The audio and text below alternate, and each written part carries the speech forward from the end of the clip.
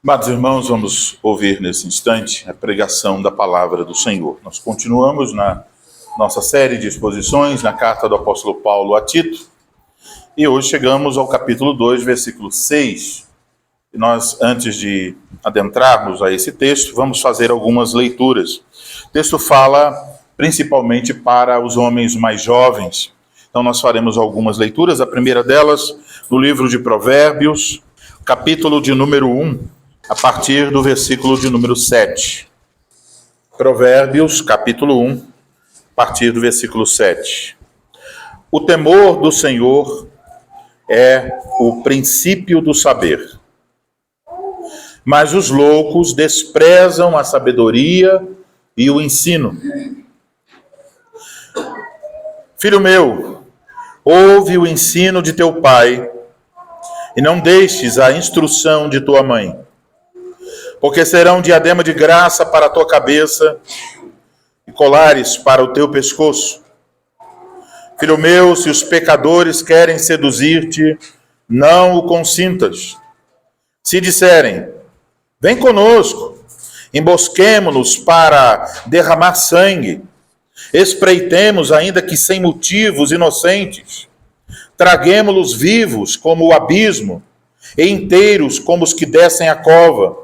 Acharemos toda sorte de bens preciosos, encheremos de despojos a nossa casa. Lança a tua sorte entre nós, teremos todos uma só bolsa. Filho meu, não te ponhas a caminho com eles, guarda das suas veredas os pés, porque os seus pés correm para o mal e se apressam a derramar sangue. Pois debalde se estende a rede à vista de qualquer ave. Estes se emboscam contra o seu próprio sangue e a sua própria vida espreitam. Tal é a sorte de todo ganancioso, e este espírito de ganância tira a vida de quem o possui. Ainda no livro de Provérbios, capítulo de número 15, versículo 22. Onde não há conselho, fracassam os projetos, mas com os muitos conselheiros há bom êxito. Agora Provérbios, capítulo 19, versículo de número 20. Ouve o conselho e recebe a instrução, para que sejas sábio nos teus dias por vir. Agora, texto da pregação, carta do apóstolo Paulo a Tito, capítulo 2, versículo de número 6. Quanto aos moços, de igual modo, exorta-os, para que em todas as coisas sejam criteriosos. Nós vamos orar mais uma vez e pedir a bênção do Senhor. Ó Senhor Deus, nós vamos ouvir agora a exposição da Tua palavra e nós sabemos que é somente pela Tua graça que nós podemos compreender, aceitar, guardar, obedecer, frutificar. Portanto, em primeiro lugar, pedimos ao Senhor que abençoe aquele que há de falar, para que o faça com integridade, fielmente, que busque a Tua glória, que seja um servo da palavra, que nos conduza a Cristo, que nos conduza aquela vida de gratidão e piedade que honra o Teu nome. Dá, Senhor, sabedoria, dá, Senhor, humildade, dá, Senhor, intrepidez no Espírito Santo. Mas também a todos que ouvem, dê a cada um de nós um coração também humilde, receptivo, Dê a cada um de nós a capacidade de nos concentrarmos naquilo que estamos ouvindo, a fim de entendermos, a fim de guardarmos.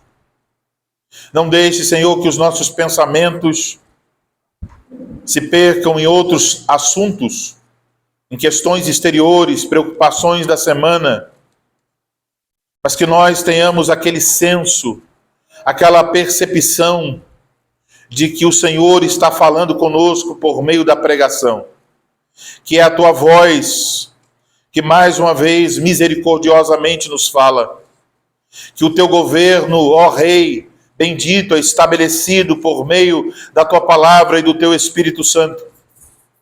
Portanto, nos conduza, Senhor, a este ouvir que nos traga frutos. Dá, Senhor, que isso promova mudanças na nossa forma de pensar e agir. Que Cristo Jesus seja glorificado na vida de cada um de nós, individualmente. E ainda mais na nossa comunhão. Pedimos isso em nome dele, para a glória dele. Amém. Amém. Amados irmãos, em nosso Senhor Jesus Cristo, nós temos tido o privilégio de, domingo após domingo, ouvir aquilo que a Escritura, em Atos capítulo 20, versículo 24, denomina de o Evangelho da Graça de Deus. E ao ouvi-lo, nós nos maravilhamos, pois sabemos quem éramos. Por natureza, filhos da ira, mortos em nossos delitos e pecados. Por isso, não merecíamos outra coisa senão a eterna ira de Deus. Porém, o Evangelho nos apresenta a boa notícia, a verdade maravilhosa de que Deus nos revelou sua graça e essa graça se manifestou salvadora. Por causa da graça, nós fomos libertos do domínio do pecado. Por causa da graça de Deus, nós deixamos de confiar em nós mesmos e passamos a confiar somente em Cristo Jesus. De modo que, pela graça de Deus, nós nos tornamos filhos de Deus, nos tornamos novas criaturas. Portanto, não só reconhecemos que a graça de Deus é maravilhosa, mas também reconhecemos que ela é igualmente poderosa e transformadora. E por isso nós devemos ser contados não só entre aqueles que se admiram diante do Evangelho da graça de Deus, mas também entre aqueles que experimentam o poder do Evangelho. Não só contemplação doutrinária, mas frutos na vida. Porque onde a graça de Deus se manifesta salvadora,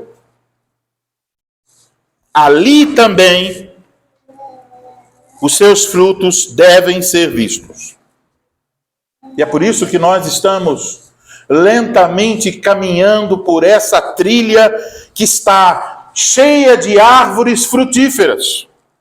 Aqui no capítulo 2 de Tito, o apóstolo está falando sobre esses frutos que a graça de Deus produz.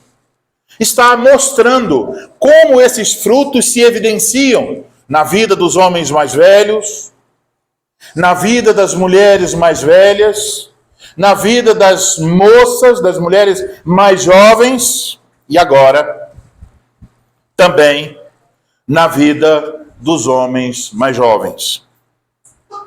Nós já observamos que essa é a estrutura aqui. Homens mais velhos, mulheres mais velhas, mulheres mais jovens, homens mais jovens. Começa com homens, termina com homens. E é sobre os frutos da graça de Deus na vida deste último grupo, os homens mais jovens, que é o texto que nós temos diante de nós nesta manhã. Na verdade, devemos observar que Tito tem aqui uma missão dupla. Eu fiquei, mais uma vez, naquela dúvida, mas a última experiência me ensinou um pouco, se eu pregaria do 6 ao 8, ou se eu pregaria apenas o 6.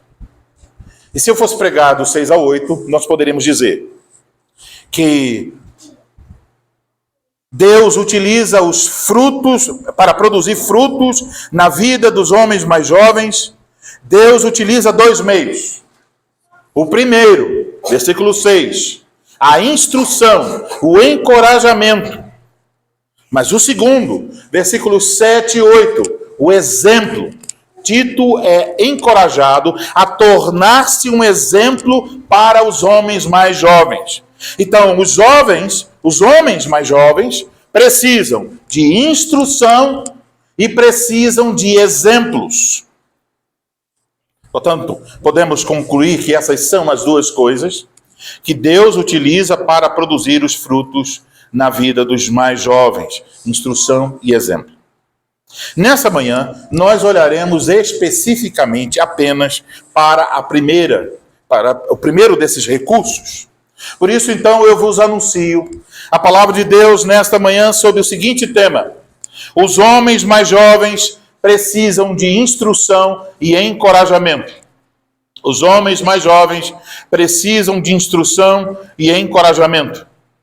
Em primeiro lugar, então, olhando para o versículo 6 de Tito 2, precisamos saber o significado da palavra quando diz quanto aos moços, como está aqui na minha versão Almeida Revista e Atualizada. O que nós temos aqui é uma referência a todos os homens que não entram na categoria de homens mais velhos. Sejam esses homens casados ou não. Então, quando diz quanto aos moços, não se refere aos rapazes, no sentido de um homem solteiro. Refere-se a qualquer homem, casado ou solteiro, que não seja tão velho. E aqui, mais uma vez, poderíamos aplicar o que já foi dito em relação às mulheres, em que, em certo sentido, quase todos os homens poderão encontrar um homem mais velho diante de quem eles são homens mais jovens, e encontrarão um homem mais jovem diante de quem eles são homens mais velhos. Assim, na comunhão dos santos, podemos servir uns aos outros de acordo com o estágio da vida no qual nós nos encontramos. Então, todos os homens que não são velhos estão incluídos aqui, casados ou solteiros. Que frutos da graça de Deus devem ser evidenciados na vida dos homens mais jovens? Você, olhando para o versículo 6, consegue encontrar esse fruto que é requerido aí?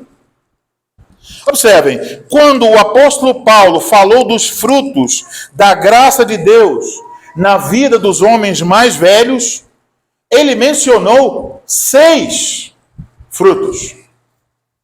Depois, ao falar das mulheres mais velhas, o apóstolo mencionou de forma direta pelo menos 4 frutos.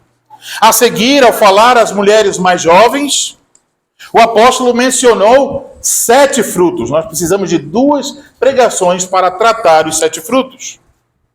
E talvez pudéssemos esperar agora, ao falar daquilo que é condizente com a sã doutrina na vida dos homens mais jovens da igreja, aquilo que os homens mais jovens aprendem na escola da graça de Deus, poderíamos esperar que o apóstolo apresentasse uma lista com vários frutos.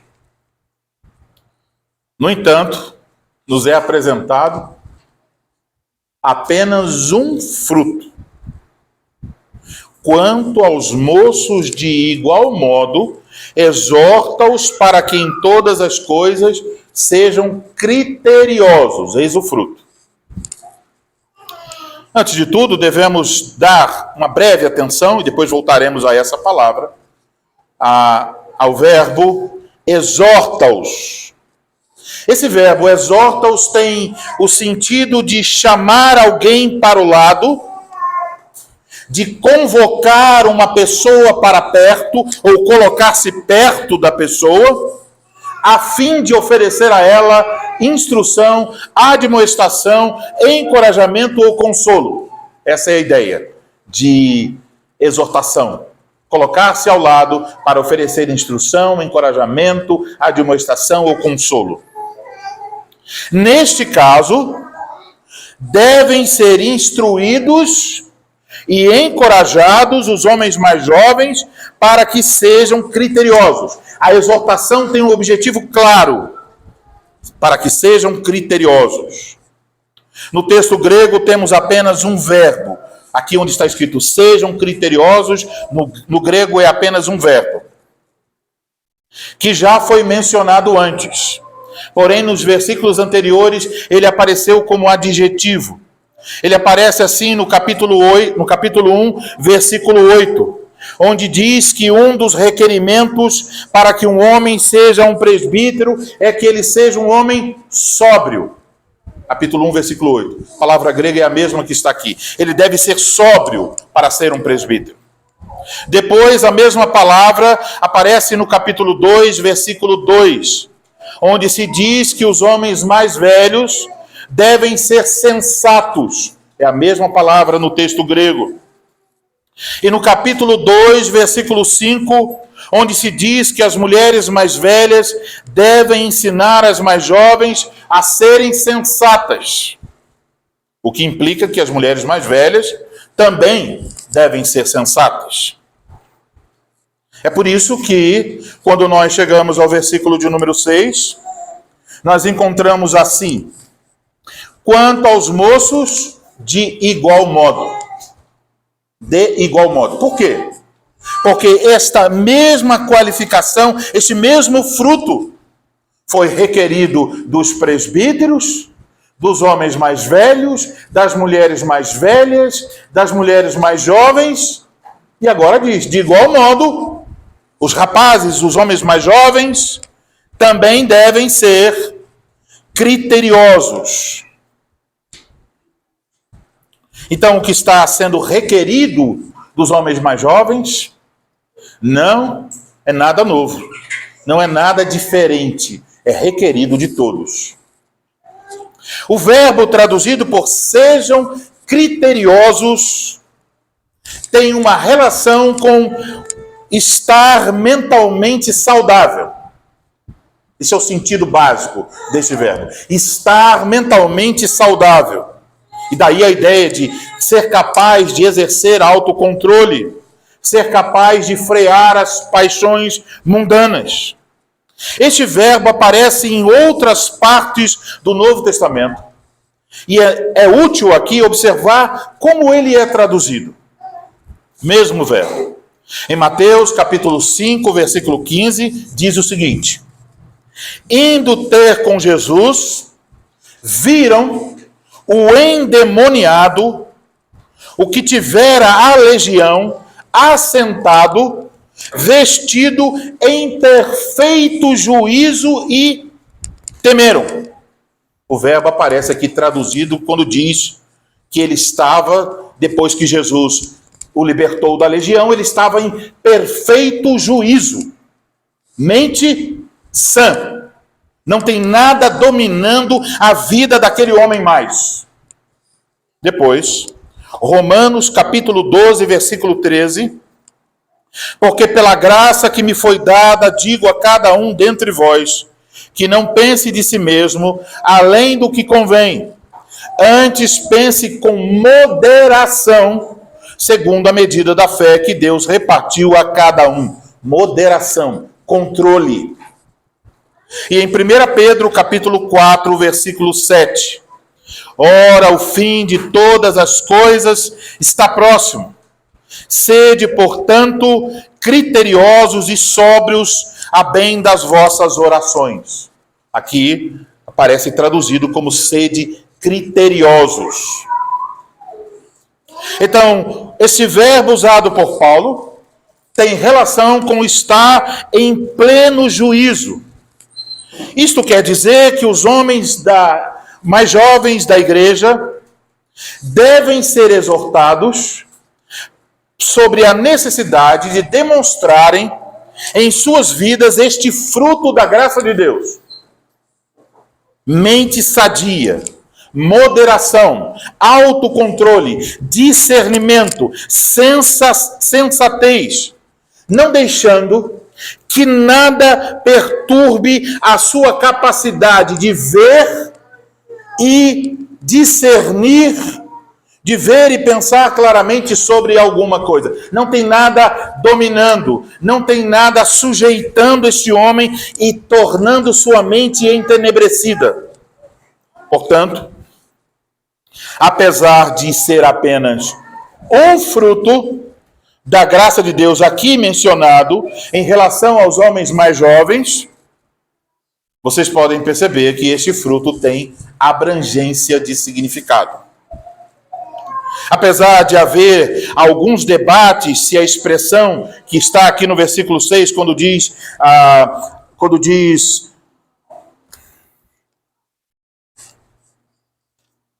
quanto aos homens, quanto aos moços, de igual modo, exorta-os para que em todas as coisas sejam criteriosos. A expressão em todas as coisas, há alguns comentaristas que debatem sobre esse em todas as coisas, referir-se ao versículo 7, ou seja, que Tito deveria ser exemplo em todas as coisas. Mas a maioria dos comentaristas entende que em todas as coisas é referente ao criterioso. Isto é, os homens mais jovens devem ser criteriosos em que coisa? Em que assunto? Em todos. Todas as coisas. Assim sendo, essa sensatez inclui não colocar as suas próprias conclusões, seus sentimentos, suas ambições acima da palavra de Deus. Em todas as coisas, o homem mais jovem deve ser criterioso. Ele deve ser capaz, e aqui está o melhor resumo que eu posso oferecer a vocês. Ele deve ser capaz de pensar e agir em pleno juízo. Isto é, ser criterioso. Capaz de pensar e agir em pleno juízo.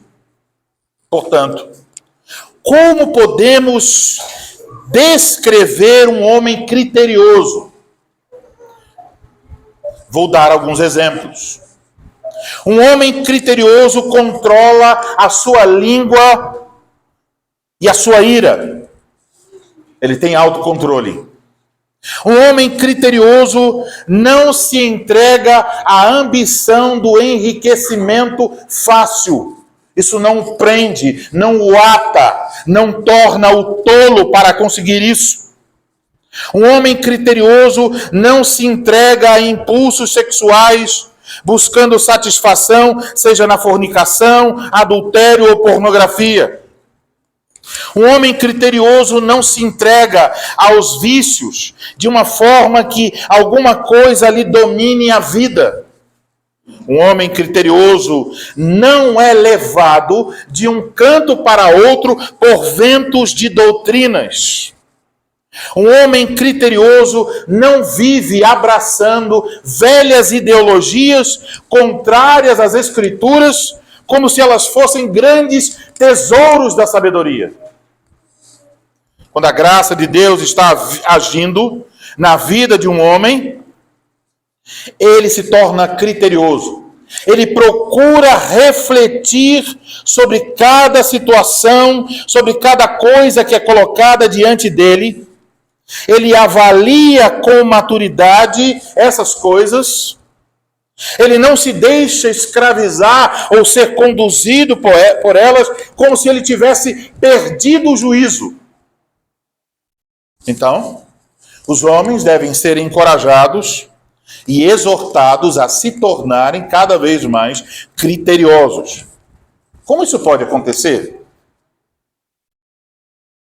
Homem, rapaz, talvez seja a pergunta que você está fazendo agora. Como eu posso me tornar um homem mais criterioso? Me permita indicar alguns meios que Deus oferece para desenvolvermos este fruto que nos é oferecido pela graça de Deus. Em primeiro lugar, a coisa mais básica. Você quer alguma coisa, o que você faz? O que a Bíblia diz? Ore. Ore. Você não é alguém que confia em si mesmo. Você não é alguém que diz, eu vou entrar num curso de controle sua ira. Peça a Deus que lhe conceda um coração sábio, para que você não seja conduzido por paixões, por ilusões, por ambições, mas que você seja capaz de avaliar as coisas com sabedoria. A boa notícia é que o nosso Pai Celestial está pronto para dar boas dádivas a seus filhos. Então peça, como nos ensina o apóstolo Tiago no capítulo 1, versículo 5 de sua carta. Se, porém, algum de vós necessita de sabedoria, peça a Deus, que a todos dá liberalmente e nada lhes impropera. Ele não joga na cara. E ser-lhe-á concedida. Então a primeira coisa é orar. Em segundo lugar, se você quer se tornar criterioso, você precisa ler as Escrituras. A palavra de Deus pode lhe tornar um homem sábio. Deixe eu enfatizar isso. Você será tão sábio quanto você é um leitor da Bíblia. Se você lê pouco a Bíblia, você tem pouca sabedoria. Você pode ler muito a Bíblia e não ter sabedoria, por outras razões. Mas você não pode ter sabedoria sem ler a Bíblia. Através da palavra de Deus, você obtém o padrão, o critério pelo qual você vai julgar todas as coisas, pelo qual você vai discernir as coisas. Então, seja um estudante da Bíblia. E ser um estudante da Bíblia significa colocar um tijolo todos os dias na construção. Porque vocês precisam estudar, vocês precisam trabalhar, vocês depois que se casam têm filhos, têm preocupações, têm um monte de coisas. E vão me dizer, pastor, eu quase não tenho tempo para ler a Bíblia. Ok. Então, o que você poderia fazer em um ano, talvez você vai precisar de 5. Não tem problema. É o que Deus colocou você agora. Aceite isso. Mas agora, se você disser, pastor, eu só consigo esses minutos aqui, e nem esses minutos você separa, então e nem em 10 anos você se tornará mais sábio. Tem que começar. Tem que continuar. Agora, em terceiro lugar, busque conselhos de alguém mais experiente. Eu vou voltar neste ponto depois. Mas aqui eu quero apresentar como um meio que Deus utiliza para você se tornar mais criterioso. Então, procure conselhos de alguém mais experiente. Primeiras pessoas a quem um rapaz, um adolescente, deve procurar. Pergunte a seu pai e sua mãe. Lemos, filho meu, ouve o ensino de teu pai e não deixes a instrução de tua mãe. Quando você ignora a instrução do seu pai, quando você ignora a instrução de sua mãe, você recebe um diploma tolo. É isso que você é. Se seus pais servem a Deus, eles serão o primeiro instrumento de Deus para que você aprenda a ser criterioso.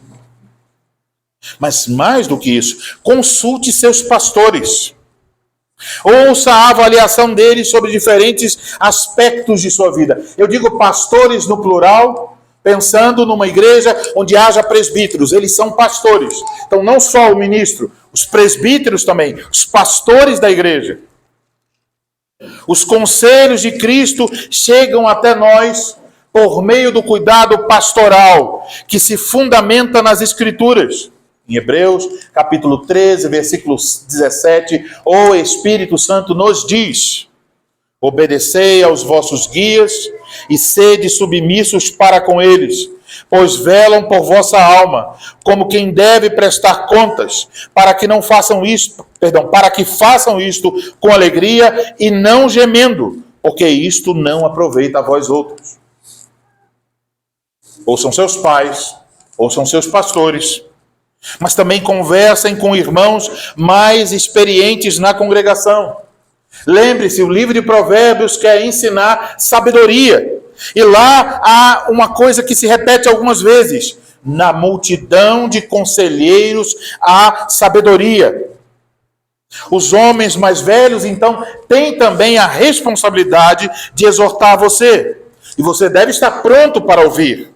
Em Provérbios 15, 22, aprendemos: onde não há conselho, fracassam os projetos, mas com os muitos conselheiros há bom êxito.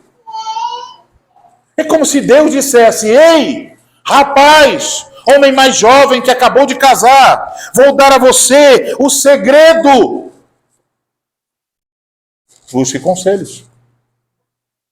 E você terá bom êxito. Em vez de você estar sozinho, Deus está usando pessoas para o seu benefício.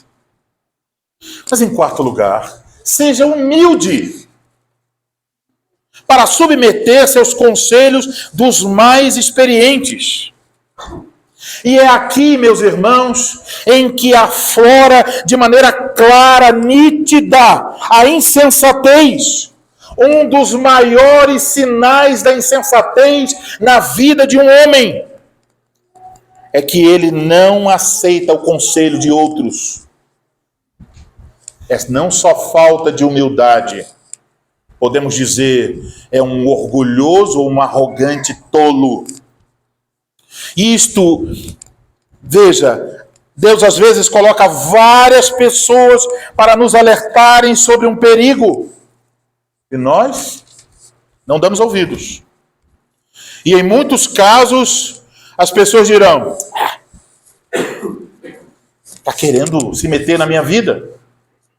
Mas quando ele vai pelo seu caminho e faz as suas tolices, as pessoas comentarão e dirão o seguinte: rapaz, parece que ele perdeu o juízo. Vê? Não é assim que dizem? Parece que ele perdeu o juízo para fazer uma coisa tão tola. Foi isso mesmo. Não foi criterioso. Perdeu o juízo. A mesma condição do endemoniado de Gadara. Deixe-me dar alguns exemplos. Bem comuns. Servem para os rapazes, mas servem em algum sentido para os outros homens casados também. Um rapaz se encanta com a beleza de uma moça. Nossa, como ela é linda! Seus olhos brilham mais do que o sol. As metáforas e hipérboles começam a aparecer na mente desse rapaz e se torna um poeta repentinamente. Porém, essa moça está em uma igreja evangélica, onde não há pregação fiel. Ela nunca nem se arrependeu de seus pecados. Ela não sabe muita coisa sobre Jesus, a não ser que ele é bom. E olhando para a vida dessa moça, se vê claramente, ela não demonstra em sua vida frutos. Ela não demonstra um comportamento, uma linguagem, um modo de viver que indique que ela seja uma mulher piedosa. Pelo contrário, há evidências que vão na contramão da piedade. Os pais, então, alerta. O pai fica cheio de medo. Rapaz, perdeu o juízo. Está querendo esse tipo de moça. Não foi isso que eu ensinei. Os pais vão falar para os pastores, se é que os pastores já não perceberam. Os pastores, alerta. Não estou muito bom no meu som de alerta. Alerta. Também aceso lá pelos pastores. O rapaz está seduzido pela beleza da moça, pelo jeito da moça, pelo corpo da moça. E por causa da sedução, ele perde a capacidade de julgar corretamente. Perdeu o juízo. Não é mais criterioso.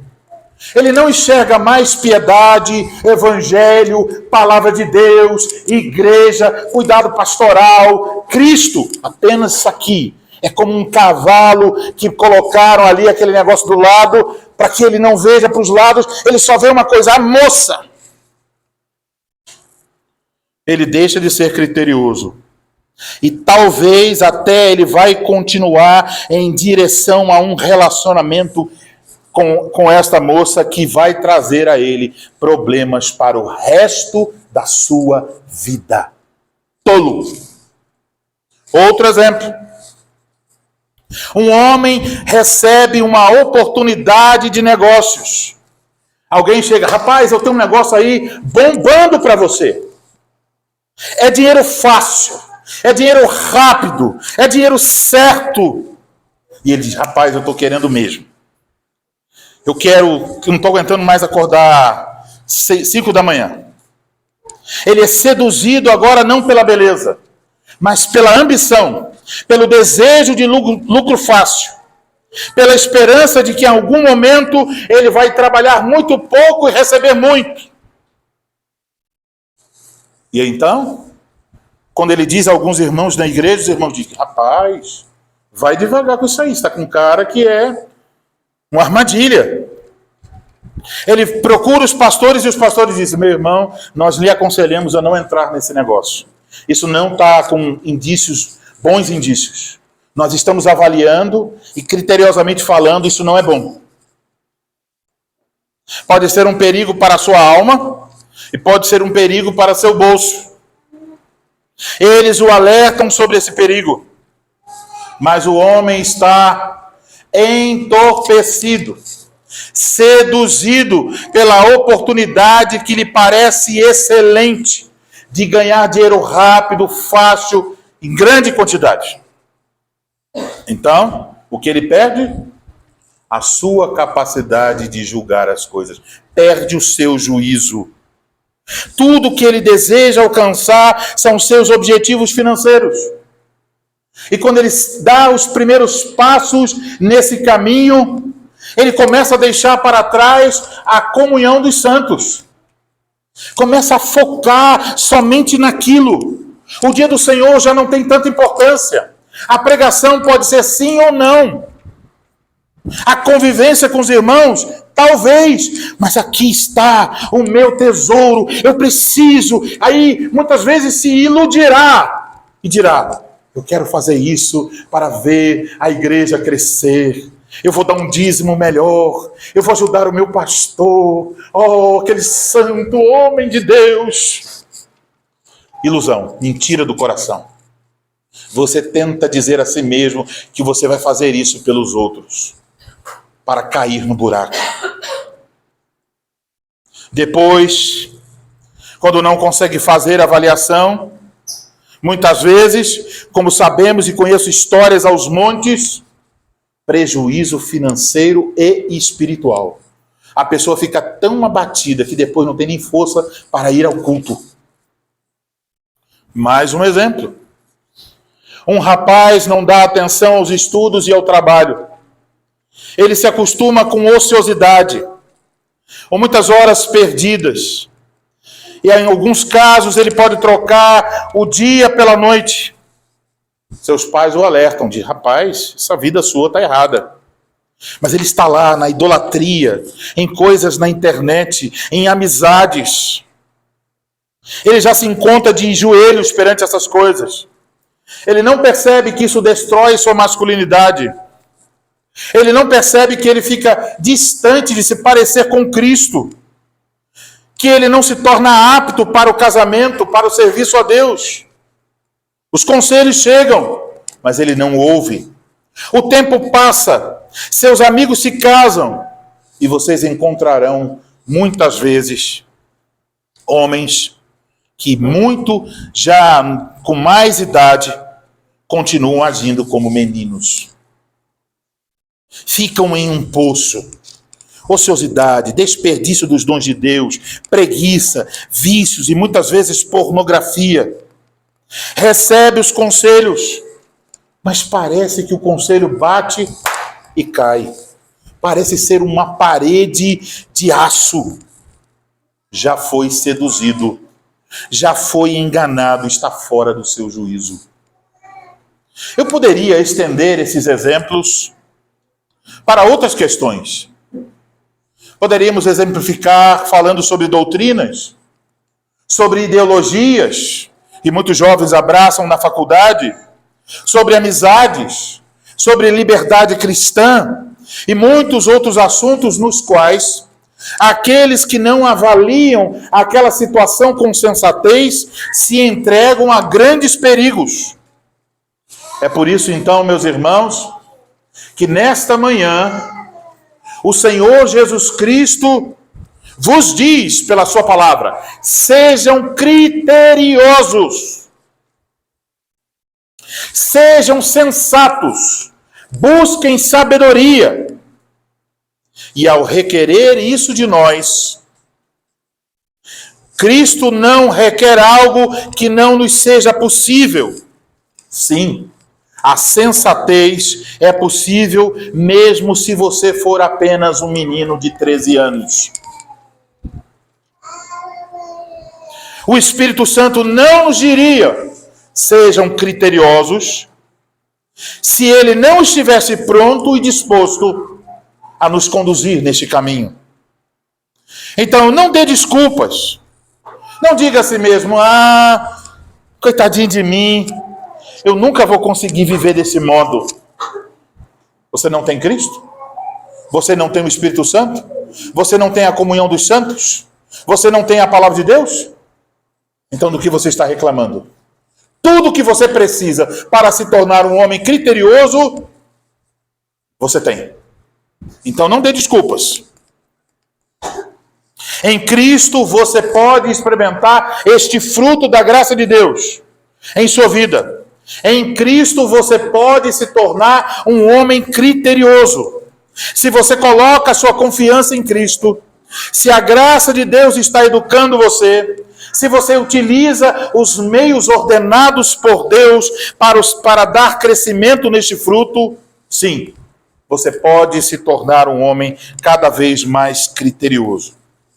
Mas, para isso, devemos observar os meios ordenados por Deus, que eu mencionei no início.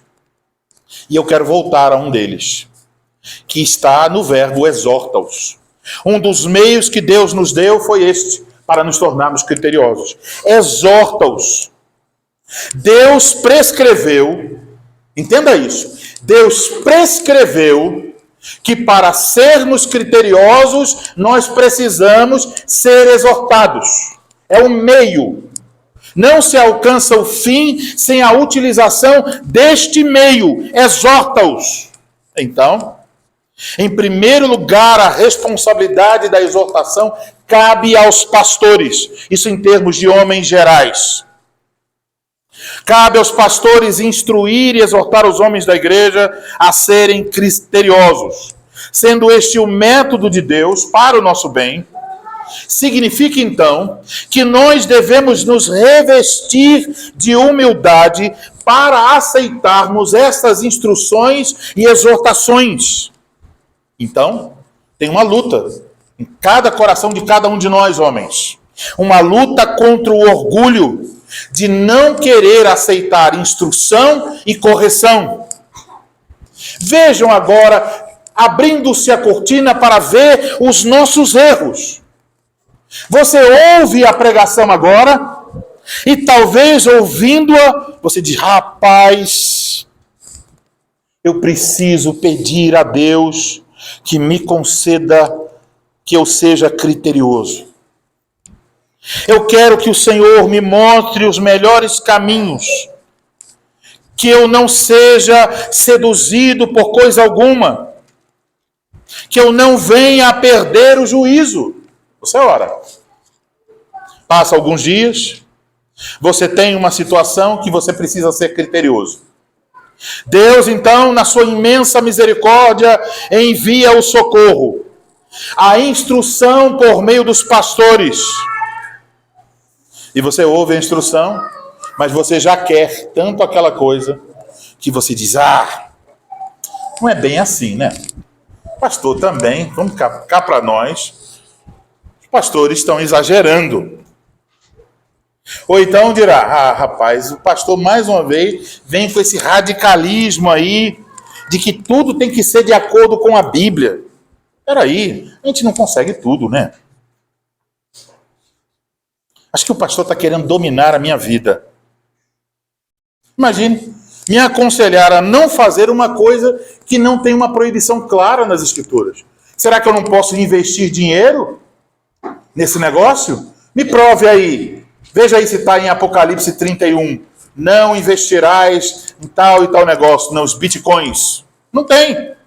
Pastor quer me proibir por quê? É meu direito. Eu farei o que eu achar melhor. Você está vomitando a oração que você fez.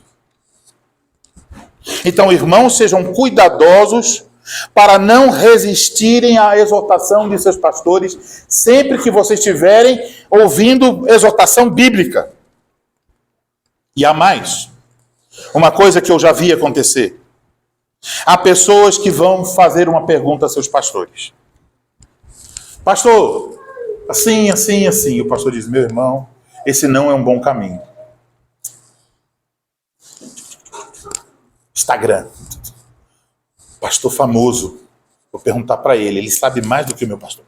Pastor, isso assim, assim, assim. Aí o pastor diz, meu irmão, eu te aconselho a não fazer tal caminho. Isso é muito radical. Pastor, isso assim, assim, assim. Meu irmão, eu te aconselho a não seguir por esse caminho. Aí vem um pastor dar estudo na igreja. Pastor, isso assim, assim, assim, mas não fala nada para o meu pastor, não. Não, eu aconselho a não seguir esse caminho. Pastor, vai lá que é de boa. Tá vendo? Tem um pastor que concorda comigo. Você vai procurar até achar alguém. E vai achar, sempre tem. Mas você, quando segue esse caminho, acabou de seguir o caminho dos tolos. É como se você estivesse procurando conselhos, mas apenas o tipo de conselho que concorda com o que você quer. Isso não é conselho. Não é. Então sejamos humildes. Os humildes sempre podem aprender. Os humildes sempre podem ser corrigidos. E por isso mesmo, os humildes sempre podem crescer e se tornar cada vez mais criteriosos. Mas, amados irmãos, não só os pastores devem exortar os homens da igreja quanto à sensatez. Na verdade, todos os homens devem exortar uns aos outros quanto à sensatez. E as mulheres, com amor e humildade, devem fazer isso com seus filhos e maridos. Se eles estão sem juízo, exorte, encoraje. E até uma moça pode fazer isso com os rapazes, lembrando dos caminhos da sensatez. Nós temos uma responsabilidade uns com os outros. A vida cristã não é para você viver sozinho e fazer o que você quer.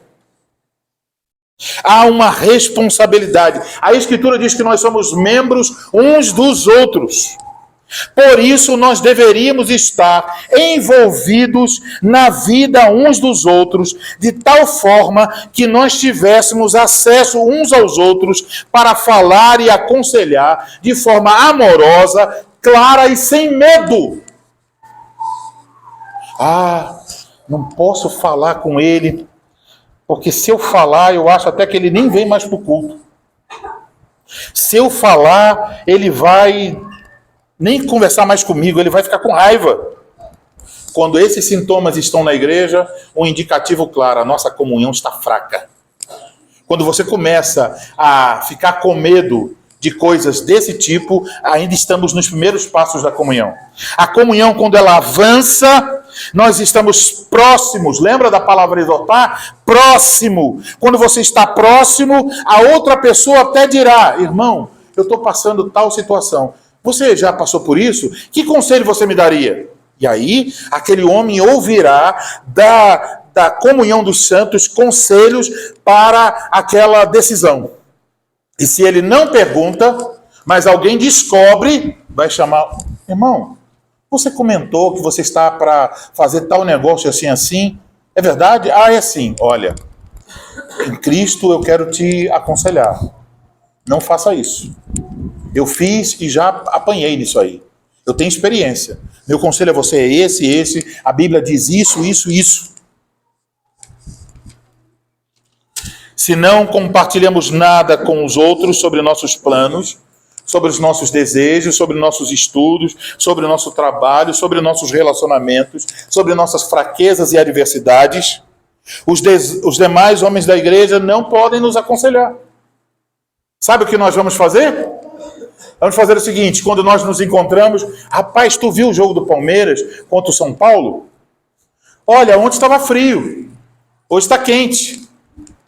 Olha, o Lula fez isso. Os nossos assuntos só serão esporte, política, economia, só isso. Mas isso você pode fazer no meio dos ímpios. Lá também tem isso. Então o que tem, além disso, que tem que ser diferente? Podemos falar de futebol, não é pecado. Mas se as nossas conversas são só futebol, então nós não estamos sabendo o que é a comunhão dos santos. A comunhão dos santos é o meio que Deus utiliza para nos moldar conforme a imagem de Jesus Cristo. Então, por assim dizer, cada homem da igreja tem uma marreta na sua mão. É a palavra de Deus. E ele vai bater na sua vida, e quando ele vê um irmão saindo do caminho, ele bate lá também. E aí, se ele está em Cristo, a batida é tão eficaz que aquela pessoa se torna um pouco mais parecida com Cristo. Mas, infelizmente, há pessoas que vivem na sua igreja como se fossem visitantes. Entende isso? Você ser membro de uma igreja, mas parece que você, mesmo sendo membro ou frequentando há meses ou anos, você é apenas um visitante.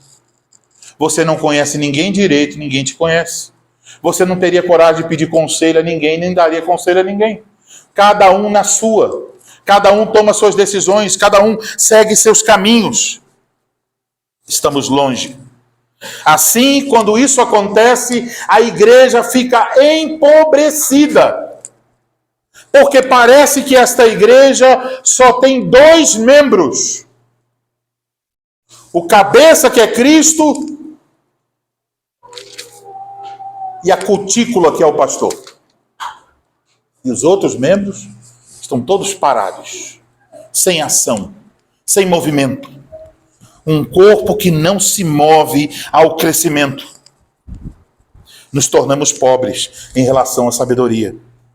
Não temos uma multidão de conselheiros ao nosso dispor, de modo que começamos a tomar decisões sozinhos,